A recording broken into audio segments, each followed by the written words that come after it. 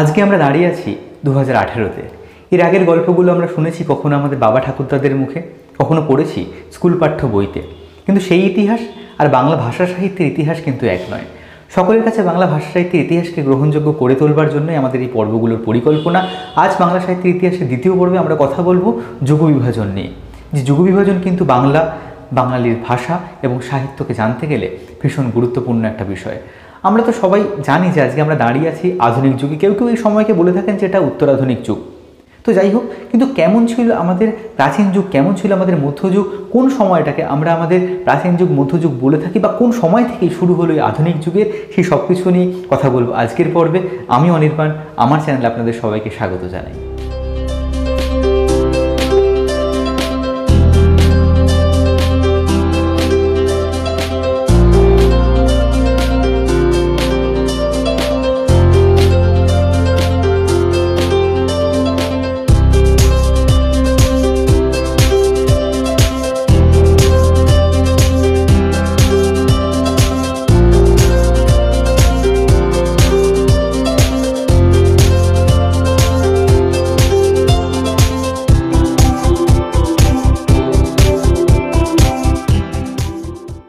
আচ্ছা বলুন তো, ভারতের জাতীয় জলচর প্রাণী কি? শুশুক। আগে যখন গঙ্গার খুব কাছাকাছি থাকতাম, তখন গঙ্গায় গেলেই হাঁ করে তাকিয়ে থাকতাম গঙ্গায় যদি দুই একটা শুশুক দেখা যায়। দাদু বলতেন গঙ্গায় নাকি আগে খুব শুশুক দেখা যেত।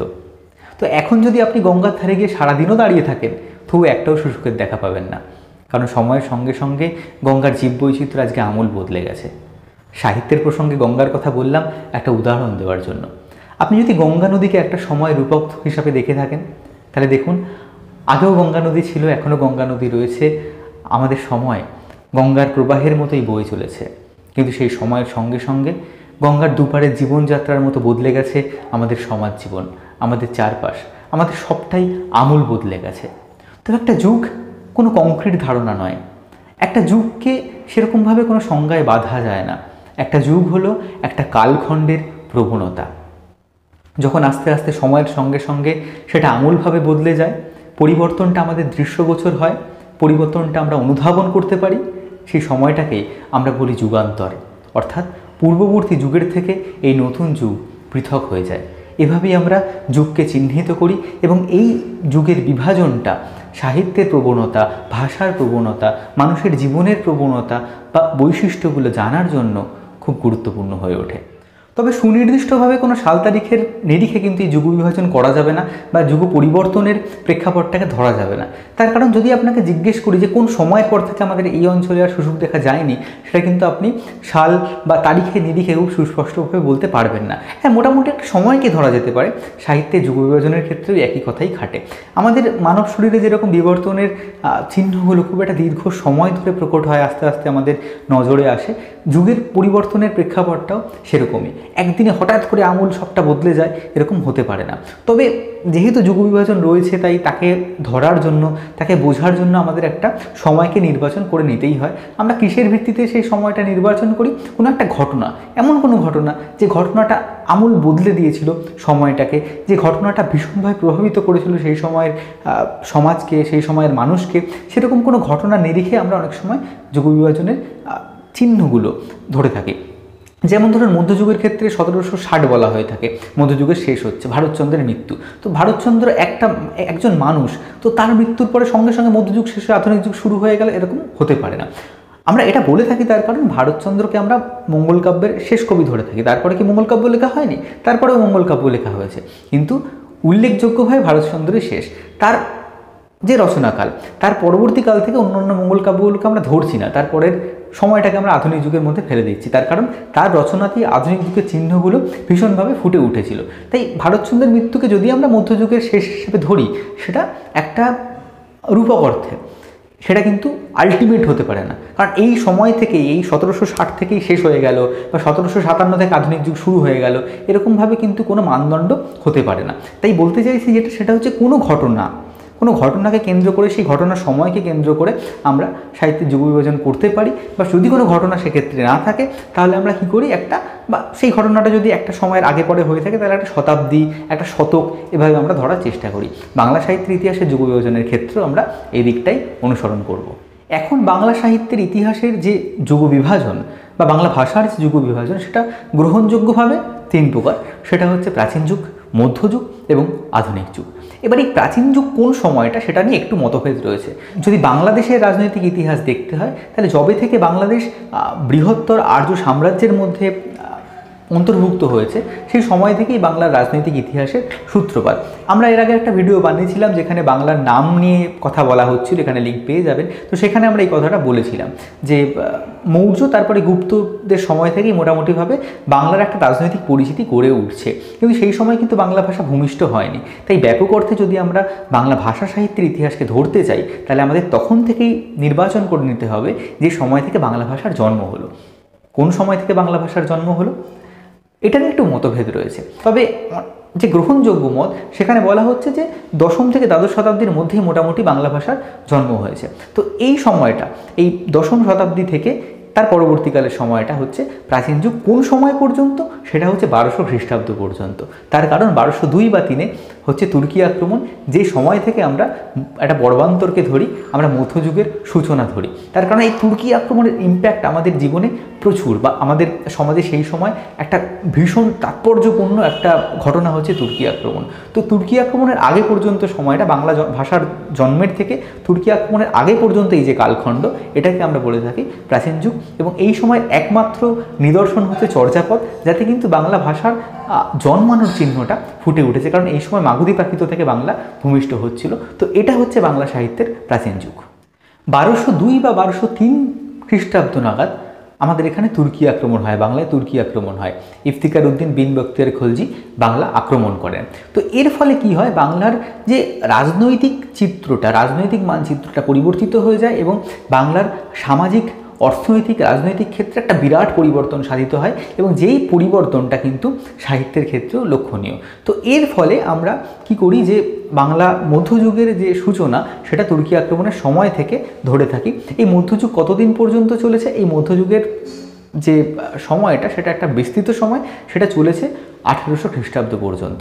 তবে এই মধ্যযুগ নিয়ে বেশ কিছু ভাগ রয়েছে। এই মধ্যযুগকে আমরা কয়েকটা ভাগে ভাগ করতে পারি, যেমন আদিমধ্য এবং অন্তমধ্য। আদিমধ্য হচ্ছে 1200 খ্রিস্টাব্দ থেকে 1500 খ্রিস্টাব্দ, এবং অন্তমধ্য হচ্ছে 1500 থেকে 1800 খ্রিস্টাব্দ। এবং তার মধ্যেই আদিমধ্যের যে সময়টা, আদিমধ্যযুগ, তো এই সময় 1200 থেকে 1350 এই সময়টাকে আমরা ধরে থাকি অনুর্বর যুগ হিসাবে। তার কারণ এই সময়টা কোনো সাহিত্য রচনা করা হয়নি, কেউ কেউ একে অন্ধকার যুগও বলে থাকেন। তো এই অনুর্বর যুগ বা এই অন্ধকার যুগের কারণ কি? তার কারণ তুর্কি আক্রমণের পরপরই বাংলার সমাজ অর্থনৈতিক ক্ষেত্রে যে একটা চূড়ান্ত বিশৃঙ্খলা দেখা দিয়েছিল, এর ফলে সেই সময় সুস্থির কোনো অবস্থা ছিল না। তাই জন্য সেই সময় কোনো সাহিত্য রচনা হয়নি। আমরা সেই সময় কোনো সাহিত্যিক নিদর্শন পাই না। হয়তো রচনা হয়েছিল কিন্তু ব্যাপকভাবে হয়নি। তার পরবর্তীকালে আদিমধ্যযুগের একটু পরবর্তীকালে, মানে 1350-এর একটু পরবর্তীকাল থেকে রচিত হয় শ্রীকৃষ্ণ কীর্তন বা অনুবাদ সাহিত্যে কৃত্তিবাসের রামায়ণ। এবং অন্তমধ্যযুগে একটা বিপুল সাহিত্য শাখা আমরা দেখতে পাই, যখন মঙ্গল কাব্য, অনুবাদ সাহিত্যের অন্যান্য শাখা, প্রণয় উপাখ্যান, পদাবলী সাহিত্য ইত্যাদিকে আমরা দেখতে পাবো। তো রাজনৈতিক দিক থেকে সেই সময়টা যে খুব সুস্থির ছিল তা নয়, কিন্তু তুর্কি আক্রমণের ফলে যে বাংলার সামাজিক, অর্থনৈতিক, রাজনৈতিক সংগঠনে একটা বিপর্যস্ত অবস্থা দেখা দিয়েছিল, সেটা থেকে বাঙালি অনেকটাই সামলে উঠেছিল। মধ্যযুগ থেকে যখন আধুনিক যুগ আসছে, অর্থাৎ ওই অষ্টাদশ শতকের পরবর্তীকালে 19বিংশ শতক থেকে যখন আধুনিক যুগের সূত্রপাত হচ্ছে, সেই সময়টা একটা খুব গুরুত্বপূর্ণ পরিবর্তন ঘটেছিল বাংলাদেশে।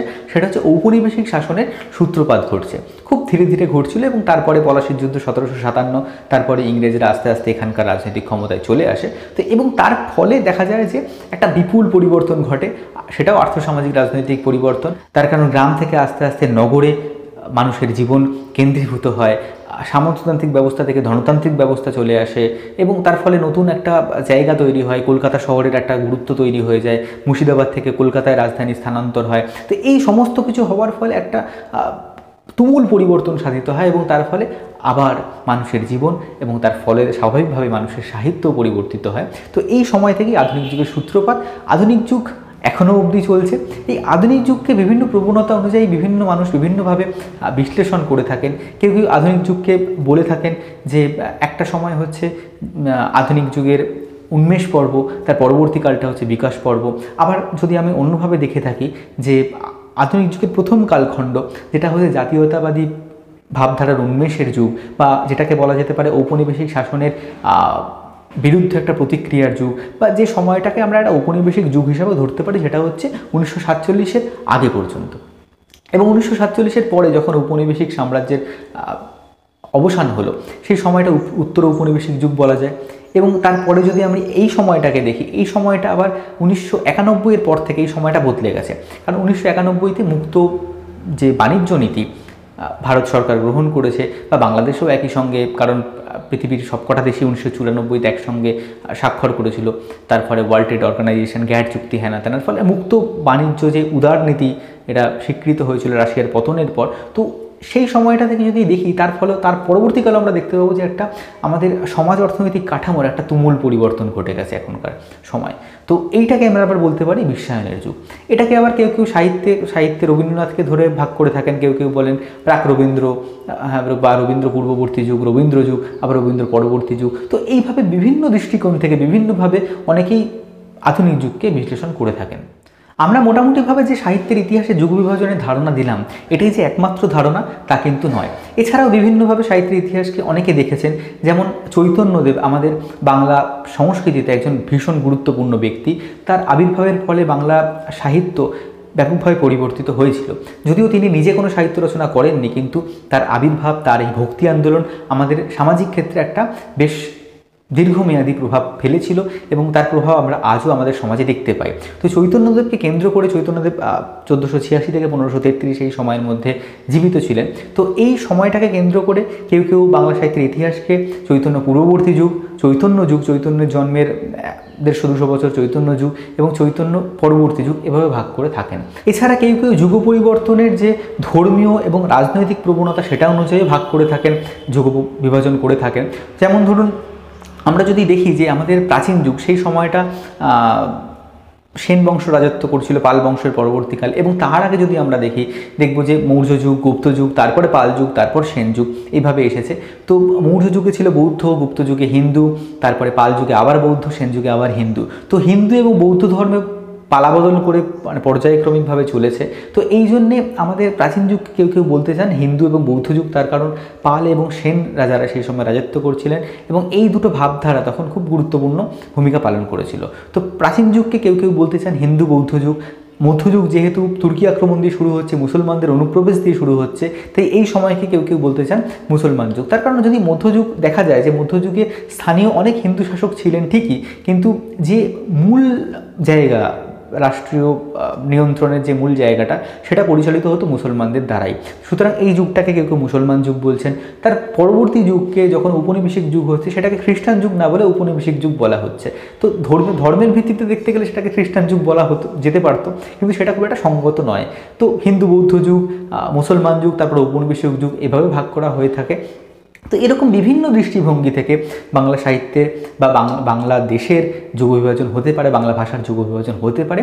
কিন্তু মান্য যেটা আমরা সর্বজন গ্রাহ্য যে মতটাকে মনে করছি, সেটা হচ্ছে ওই যেটা প্রথমে বললাম, প্রাচীন যুগ, মধ্যযুগ এবং আধুনিক যুগ। প্রাচীন যুগ বাংলা ভাষার জন্ম থেকে 1200 খ্রিস্টাব্দ পর্যন্ত, মধ্যযুগ 1200 থেকে 1800 পর্যন্ত, এবং আধুনিক যুগ 1800 থেকে তার পরবর্তী সময় পর্যন্ত। তো এই যুগ বিভাজনটা কেন প্রয়োজন? তার কারণ আমরা ভবিষ্যতে যখন সাহিত্য পড়ব, অন্যান্য বিষয়গুলো সম্পর্কে জানব, তখন দেখা যাবে যে এই যুগ বিভাজনের ফলে, এই যুগের পরিবর্তনের ফলে যে প্রবণতাগুলো রয়েছে, সেগুলো কিন্তু আমাদের সাহিত্যে খুব গুরুত্বপূর্ণ হয়ে উঠছে। তো এই হলো যুগ বিভাজন। এটা নিয়ে আরও অনেক কিছু বলা যেত। মধ্যযুগ কেমন ছিল, এর রাজনৈতিক পালাবদলগুলো, সেগুলো মানুষের জীবন কেমন ছিল, সেই সময় কি জীবনের উপর কী প্রভাব বিস্তার করেছিল। তো এগুলো নিয়ে কথা বলার জায়গা প্রচুর। তো যখন বলছি, তখন যেহেতু আমার কোনো স্ক্রিপ্ট আমি ফলো করি না, তো এই জন্য অনেক কথা মাথায় আসছে, অনেক কথা বলতে ইচ্ছা করছে, কিন্তু সেটা বলতে গেলে ভিডিওটা অনেক লেন্দি হয়ে যাবে, তো সেটা সম্ভব নয়। তো তাই জন্যে এইটুকুই রইল আজকে। যদি পরবর্তীকালে আপনারা শুনতে চান এই যুগগুলোর বৈশিষ্ট্য, তো সেটা নিয়ে আলাদা পর্ব করা যেতে পারে। কিন্তু যেহেতু বাংলা সাহিত্যের ইতিহাসের পর্ব শুরু করেছি, তাই না এগুলো সমস্যা, ওই জন্য এর পরবর্তী পর্বে আমি চর্যাপদে চলে যাব সরাসরি। তো যদি আজকের ভিডিওটা ভালো লেগে থাকে, কোনো উপকারে লেগে থাকে, তাহলে প্লিজ ভিডিওটা লাইক করবেন। আপনারা লাইক না করলে আমি কোনোভাবে বুঝতে পারবো না যে আপনারা আমাকে সাপোর্ট করছেন কি না। আর শেয়ার করবেন। চ্যানেলটা যারা সাবস্ক্রাইব করেননি, তারা এরকম আরও ভিডিও পাওয়ার জন্য, বাংলা সাহিত্য সংস্কৃতি বিভিন্ন বিষয় নিয়ে ভিডিও বানিয়ে থাকি, তো সেগুলো আপডেট পাওয়ার জন্য চ্যানেলটাকে সাবস্ক্রাইব করবেন, সঙ্গে থাকবেন। ধন্যবাদ।